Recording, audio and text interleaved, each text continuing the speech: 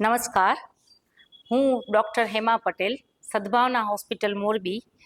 આજે આપણે મેનોપોઝ વિશે થોડું ચર્ચા અને જાણકારી લેશું. દરેક સ્ત્રી એક કુટુંબની ધરી સમાન છે. દરેક સ્ત્રી જો તંદુરસ્ત, સ્વસ્થ અને આનંદમાં રહેશે તો એનું કુટુંબ, એનો સમાજ પણ તંદુરસ્ત, સ્વસ્થ અને આનંદમંદ રહી શકે છે. સ્ત્રી એના જીવનકાળ દરમિયાન ઘણા બધા તબક્કામાંથી પાસ થાય છે. યુવા અવસ્થા છે, તરુણ અવસ્થા છે, દાંપત્ય જીવન અને મેનોપોઝ. મેનોપોઝ એ સ્ત્રીની ઉપર ઘણી બધી અસરો લઈને આવે છે. એ સ્ત્રીનો એક અનિવાર્ય તબક્કો છે, જેની અંદર સ્ત્રીની અંદર માનસિક અને શારીરિક ફેરફારો જોવા મળે છે. જે ફેરફારો સ્ત્રીને લાઈફની ગુણવત્તા જળવાવતા નથી અને સ્ત્રીની જે પરિસ્થિતિ એ મેનોપોઝમાં ખૂબ ડિફિકલ્ટ, કઠિન અને તકલીફદાયક બનાવે છે. તો આ મેનોપોઝ શું છે? મેનોપોઝ એ કે સ્ત્રીની અંદર નોર્મલી જ્યારે સ્ત્રી હોર્મોન્સ, જે કે અંડાશયમાંથી આવતા હોર્મોન્સ, જેને ઇસ્ટ્રોજન અને પ્રોજેસ્ટેરોન જે કહેવાય, એ અંતઃસ્ત્રાવો જે છે એ જરવાનું બંધ થશે. એને કારણે જે આ હોર્મોન છે એ સ્ત્રીને એક આશીર્વાદરૂપ આવરણ આપતા હોય છે. એ આશીર્વાદરૂપ આવરણનું ઘટવાનું ચાલુ થશે એટલે સ્ત્રીની અંદર મેનોપોઝના પ્રોબ્લેમો થવાનું ચાલુ થશે. આ જે મેનોપોઝ જે છે એમાં લોકોની નોર્મલ માન્યતા એવું હોય છે કે મેનોપોઝ એટલે એક જ્યારે માસિક બંધ થઈ ગયું એટલે ખાલી મેનોપોઝ. પણ ખરેખર જોઈએ તો આ મેનોપોઝ જે છે એની શરૂઆત સ્ત્રીની અંદર 38 થી 40 વર્ષની ઉંમરે જ શરૂઆત થઈ જાય છે અને જ્યાં સુધી સ્ત્રીની જિંદગી છે એના અંતકાળ સુધી જે છે એને મેનોપોઝ જ ગણી શકાય છે. હવે આ મેનોપોઝ જે છે એને આટલું બધું મહત્વ કેમ આપવામાં આવ્યું છે? તો આ મેનોપોઝ જે છે એના લગતા પ્રોબ્લેમો જો છે એના વિશે જો જાગૃતિ મળે, જો એની સમજણ મળે, જો એના વહેલી તકે કંઈ જ ઉપાયો કરવામાં આવે તો એની જે જિંદગી છે એ જિંદગીનો 1/3 ભાગ, એટલે કે 1/3 ભાગ જે મેનોપોઝમાંથી પસાર થતો હોય છે એની ગુણવત્તા જાળવી શકાય છે. અત્યારે આપણા દેશમાં સ્ત્રીની લાઈફ એક્સપેક્ટન્સી, એટલે કે અપેક્ષિત જીવનની મર્યાદા લાંબી થઈ છે. તો જીવનનો મોટા ભાગનો સમય, જે ત્રીજા ભાગનો એટલે ઘણો સમય કહેવાય, એ આ અવસ્થામાંથી પસાર થાય છે.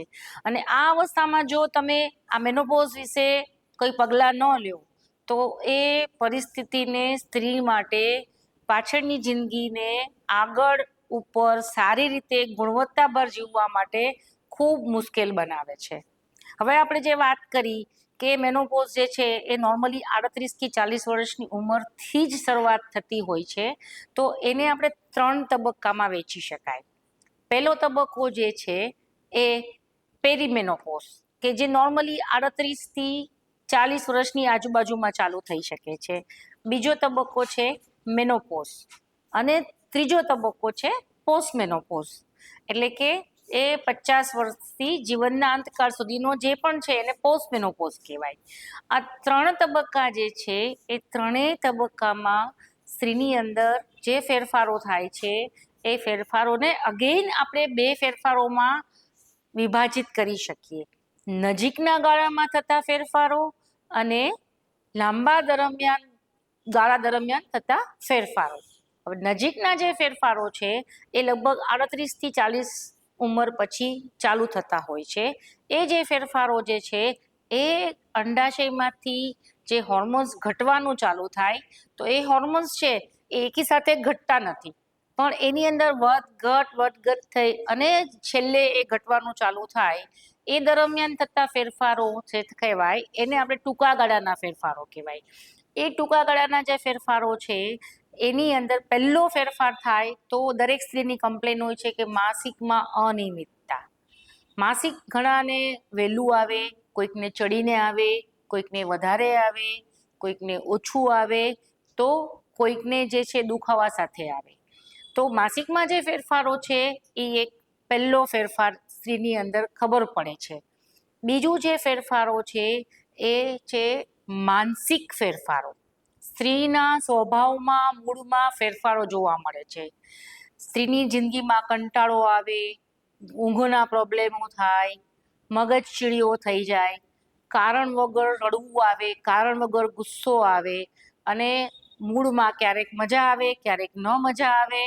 એ બધા જે પ્રોબ્લેમો છે, અંદરથી ગભરામણ ચાલુ થાય, એ માનસિક પ્રોબ્લેમો જે છે એ પણ શરૂઆતમાં સ્ટેજમાં લગભગ સ્ત્રીને અનુભવાતો હોય છે. બીજો છે હોટ ફ્લશીસ, એટલે કે ગરમી ઠંડીના ઉકળાટા. અતિશય ગરમી લાગે, થોડી વારમાં ઠંડી લાગે, પરસેવો વળવો. નોર્મલી જે પહેલાં તમે ગરમી સહન કરી શકતા હોય એ ગરમીની સહન શક્તિ ઓછી થાય, રાત્રે ઊંઘમાં પરસેવો વળી જવો, ધબકારા વધી જવા, એને આપણે જે કહેવાય હોટ ફ્લશીસ કહી શકાય. બીજા ફેરફારોમાં અકારણ વજન વધે. નોર્મલ ડાયટ છે, નોર્મલ રૂટીન છે, છતાં પણ તમારું વજન વધે છે. અકારણ થાક લાગે, ક્યારેક માથું દુખે છે, ક્યારેક સ્ત્રીને સ્નાયુ હાડકાના દુખાવા થાય છે. બીજું પ્રોબ્લેમ છે યોનિ માર્ગમાં શુષ્કતા. એને કારણે વારે વારે પેશાબમાં પ્રોબ્લેમો થાય, જાતીય સમાગમમાં દુખાવો થાય અને તકલીફો પડે. આ બધા જે પ્રોબ્લેમો છે એ શરૂઆતના પ્રોબ્લેમો કહી શકાય, કે જે ટૂંકા ગાળાના પ્રોબ્લેમો છે. આ ટૂંકા ગાળાના પ્રોબ્લેમો છે એ ધીરે ધીરે ધીરે લાંબા ગાળાના ફેરફારોમાં પણ જોઈ શકાય છે. પણ લાંબા ગાળામાં જે ફેરફારો છે એમાં મહત્વનો ફેરફાર છે એ છે હાડકાં પોલા પડી જવા, હાડકાં નબળા પડી જવા, જે મારી દ્રષ્ટિએ કેન્સર કરતાં પણ ખરાબ અવસ્થા કહી શકાય. 38 વર્ષની ઉંમર પછી દરેક સ્ત્રી અને પુરુષની અંદર હાડકાં બનવાનું બંધ થાય અને હાડકાં પોલા પડવાનું ચાલુ થાય. આ જે હાડકાં જે પોલા પડે છે એ પોલા પડવાનો વેગ છે સ્ત્રીની અંદર જ્યારે હોર્મોન્સ ઘટે છે એ 4 ગણો થઈ જાય છે. એને કારણે એ હાડકાં એકદમ નબળા, છિદ્રાળુ, પોલા અને બરડ થઈ જાય છે. એને કારણે સ્ત્રીની અંદર જે હાડકાના પ્રોબ્લેમો, સાંધાના પ્રોબ્લેમો અને નાની અમથી ઈજાથી ફ્રેક્ચરો થઈ શકે છે. તમે જોશો કે ઘણી સ્ત્રી જે છે મોટી ઉંમરે કાં વાંકી વળી ગયેલી હોય છે, કાં કમરના દુખાવા હોય છે, કાં કંઈક નાની અમથી ઈજા થતા હોય તો હાથમાં ફ્રેક્ચરો થઈ જતા હોય છે. ક્યારેક બાથરૂમમાં ખાલી જસ્ટ સ્લીપ થઈ જવાથી થાપાના ફ્રેક્ચરો થઈ જતા હોય છે. અને આ જે ફ્રેક્ચરો થાય છે એ હાડકાં જે પોલા પડે છે એ હાડકાને સાંધવા પણ બહુ જ અઘરા પડે છે, આટલા પોલા હાડકાં થયેલા હોય ત્યારે.